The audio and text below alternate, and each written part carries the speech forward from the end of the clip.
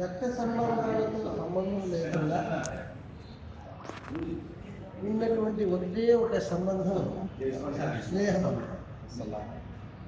కొన్ని కష్టాలు, కొన్ని బాధలు అమ్మతో చెప్పుకోలేము, నాన్నతో కూడా చెప్పుకోలేము, అలాగే భార్యతో చెప్పుకోలేము, చివరికి బిడ్డలతో చెప్పుకోలేము. ఎందుకంటే చెప్పుకుంటే వాళ్ళు ఇంకా బాధపడతారేమో, ఆ బాధ ఇంకా ఎక్కువైద్దేమో. కానీ ఒక్కరితో చెప్పుకుంటే ఆ బాధ అతను ఊరక భుజం తట్టి దగ్గరికి తీసుకుంటే ఆ బాధ తగ్గిపోయిద్ది అనేటటువంటి ఒక మధురమైనటువంటి భావన ఈ ఫ్రెండ్షిప్లో ఉన్నది. అంత గొప్పది. ఈ సృష్టిలో రక్త సంబంధం లేకుండా ఉన్నటువంటి ఏకైక బంధము ఎలా సృష్టింపబడిందో కానీ అంత గొప్పగా సృష్టించింది.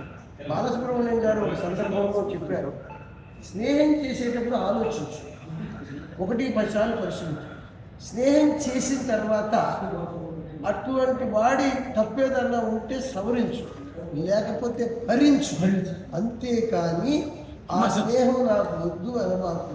ఎందుకంటే స్నేహబంధం యొక్క మాధుర్యము ఒక్కసారి ఎవరికైనా రుచి చూసిన తర్వాత అతను ఎటువంటి వాడైనా వదిలిపట్టుతాడు.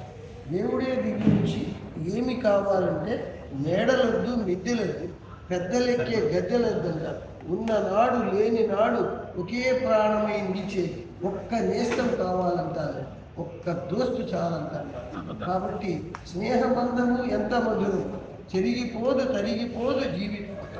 మంచు కూడా నల్లగా మారవచ్చు, మల్లె కూడా మరి మంచు చెట్లు తెలియవచ్చు, కానీ స్నేహబంధం అలాంటి.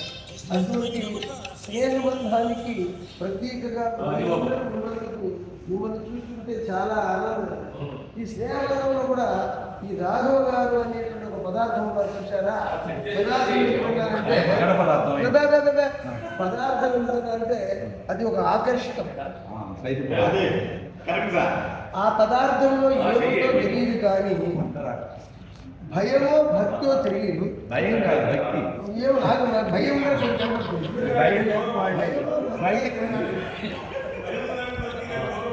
రాని వారిని ఏమని పెడతాడో ఎలా పెడతాడో తెలియదు, కానీ ఆయన పిలిస్తే రావాలి అనేటటువంటి ఒక భావము క్లబ్బులో సభ్యుడు కానీ నాకు సైతం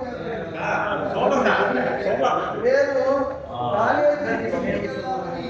ఆరంభం కనుక్కొని మళ్ళీ రాలేదు. ఆ తర్వాత రాఘవ గారు పెట్టేటువంటి ఆంక్షలు భరించలేదు అనుకొని 7 దాకా కాలేజీలో కూర్చొని దోమల చేత ఈగల చేత పోటీలు చేసేసి రాఘవ గారు రావచ్చా అంటే రండి అంటే అతను పాండుగారు ఎవరిని మీ రాకుండా ఎదురు చూస్తున్నామనే మధురమైన మాటతో వచ్చాము. అందువల్ల చక్కటి ఫ్రెండ్షిప్కి నిదర్శనం. అది కాక డిసిప్లిన్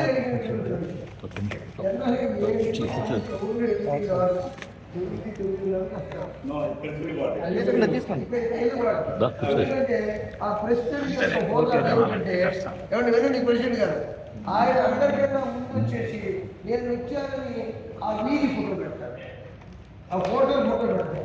ఆ తర్వాత మిగతా ఎవరు వచ్చినా వాళ్ళతో ఫోటో పెట్టేస్తారు. అప్పుడు ఏమైపోయిందంటే మనం మిస్ అయ్యామని వచ్చేస్తాం. అందువల్ల ఏది చేసినా ఒక ఫ్రెండ్షిప్లో ఒక క్రమశిక్షణ, ఒక ఇది తీసుకొచ్చి 8 మందిని ఒక తాటితో నడుపుతున్నటువంటి మా రాఘవ గారు మా మనిషి కావటము, మన మనిషి కావటము. అందువల్ల నన్ను కూడా అడపా ఆహ్వానించడం అనేది నాకు ఆనందంగా ఉంది. మన ఫ్రెండ్షిప్, ముఖ్యంగా మీ అందరి ఫ్రెండ్షిప్ ఇలాగే కోపాలు ఉంటాయి, తాపాలు ఉంటాయి, ఈర్ష్యలు ఉంటాయి, అసూయలు ఉంటాయి, ఎక్కువలు ఉంటాయి, తక్కువలు ఉంటాయి, అన్నీ కూడా ఫ్రెండ్షిప్లో కొట్టుకోవాలి.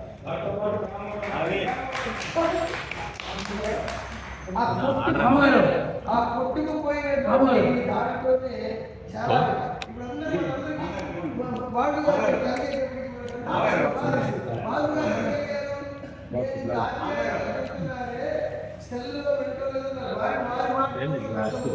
కాబట్టి అందువల్ల ఇటువంటివన్నింటినీ చేస్తారు.